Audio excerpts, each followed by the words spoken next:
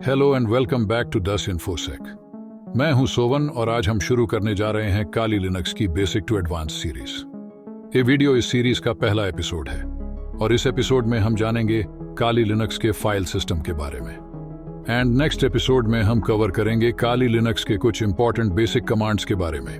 अगर आप ethical hacking और साइबर सिक्योरिटी में इंटरेस्टेड हैं और अभी शुरुआत कर रहे हैं तो ये काली लिनक्स की सीरीज आपके लिए परफेक्ट है। चलिए बिना समय गवाएं शुरू करते हैं आज के वीडियो।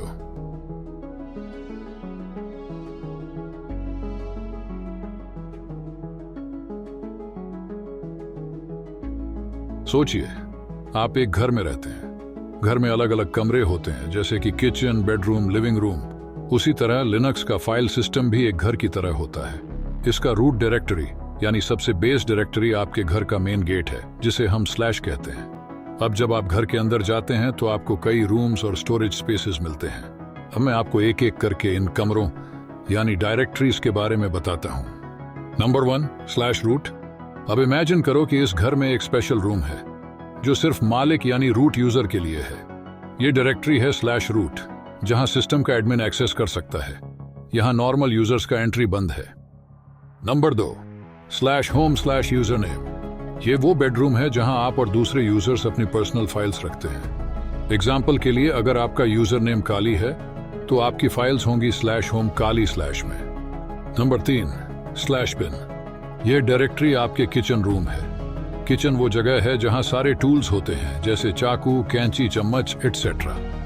लिनक्स में भी स्लैश बिन डायरेक्टरी है जहां सारे टूल्स यानी सिस्टम के कमांड्स होते हैं जैसे ls, cd, mv। इन सब का मेन फाइल इधर रहता है। ये वो कमांड्स हैं जो हर कोई डेली यूज करता है। हमारे नेक्स्ट एपिसोड में हम इन सब कमांड्स का इस्तेमाल करना सीखेंगे, तो जल्दी इस चैनल को सब्सक्राइब करें ताकि नेक्स्ट एपिसोड आप मिस ना करें।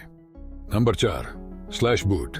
अब जब आप घर में प्रवेश करते हैं तो सबसे पहले लाइट्स, फैंस, एसी और बाकी चीजें चालू करते हो। इसी तरह लिनक्स को बूट करने के लिए जरूरी फाइल्स स्लैश बूट डायरेक्टरी में होती हैं जैसे कि कर्नेल और बूट लोडर। बिना बूट डायरेक्टरी के आपका सिस्टम स्टार्ट नहीं हो सकता। Number 5 slash div. इस कमरे में आपके घर के सभी इलेक्ट्रिकल और मैकेनिकल डिवाइसेस की जानकारी होती है।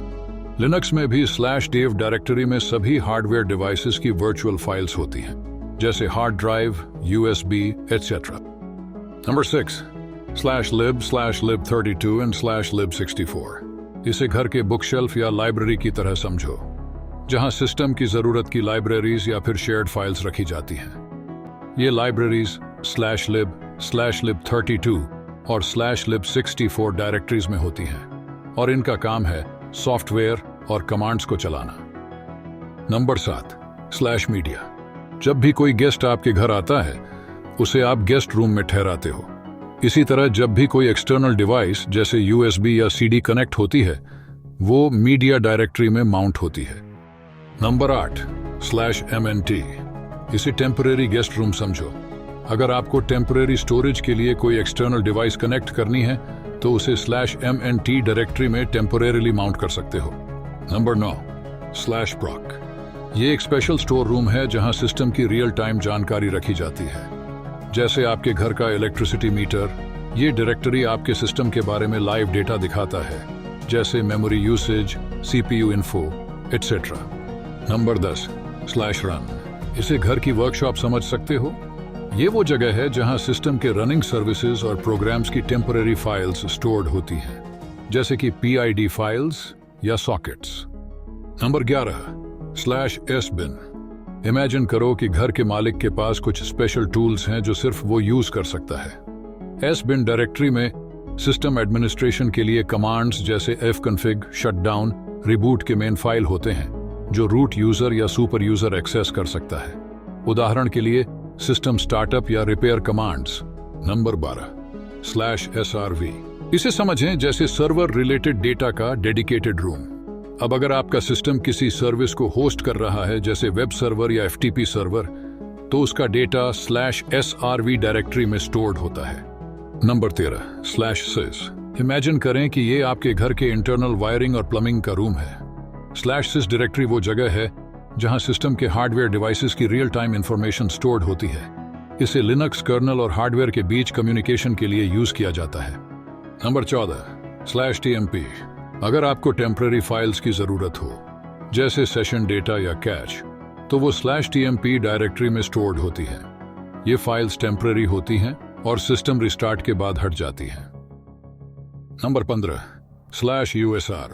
इसे एक बड़ा स्टोर रूम समझो जहां आपके इंस्टॉल किए गए प्रोग्राम्स, कमांड्स और सिस्टम वाइड बाइनरीज रहते हैं। जैसे घर में शेयर्ड टूल्स होते हैं, इसी तरह यहां सिस्टम के शेयर्ड रिसोर्सेज स्टोर्ड होते हैं। Now last not the least, number 16 /var। इसे स्टोरेज की चेंजिंग रूम की तरह समझ सकते हैं, जहां ऐसी फाइल्स होती हैं जिनमें अक्सर बदलाव होते रहते हैं, जैसे लॉग्स, ईमेल्स और कैशीज। तो दोस्तों, ये था आसान भाषा में एक घर की तरह समझाया गया काली लिनक्स का फाइल सिस्टम। क्योंकि काली लिनक्स या अन्य लिनक्स डिस्ट्रीब्यूशंस को समझने के लिए सबसे पहले आपको लिनक्स का फाइल सिस्टम जानना बहुत जरूरी है। उम्मीद है आपको समझ में आ गया होगा कि हर डायरेक्टरी का क्या रोल है।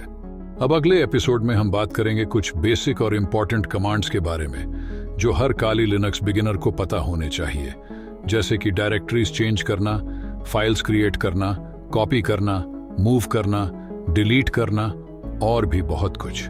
ये एपिसोड मेनली उन लोगों के लिए है जो एब्सोल्यूट बिगिनर्स हैं, और स्टेप बाय स्टेप हम एडवांस टॉपिक्स तक भी पहुंचेंगे।